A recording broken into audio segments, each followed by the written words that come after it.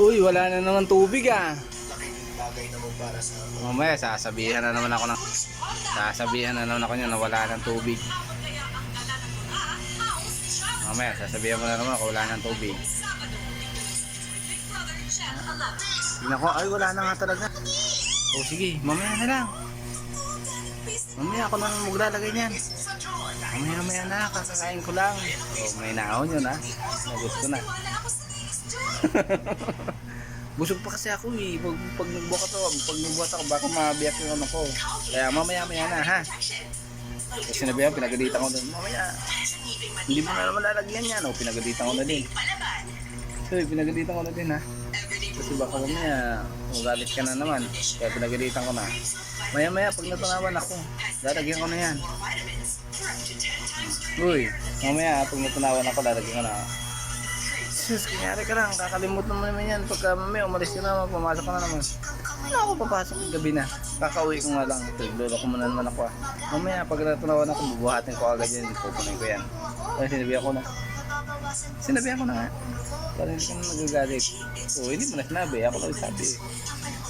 Hindi ba tama? Ako lang sabi. Wala ka na sasabihin. Linya ko ba yan? Ha? Linya ko ba yan?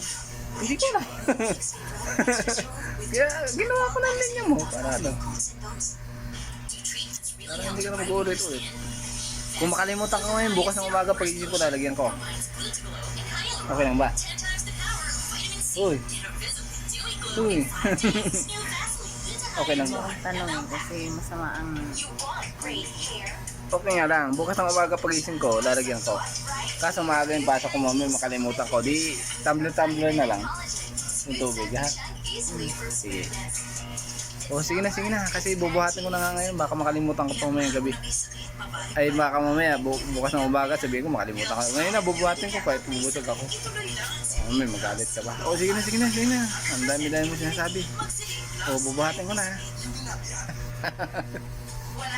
Dali lang yun. Diba? Dali mo naman talaga yun. Balik. Sige na. Babay na. Kasi gagawin ko na yung sasabi mo. Uy, babay na.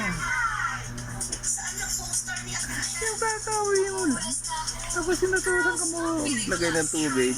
Pinagalitan mo yung sarili mo kasi busog ka.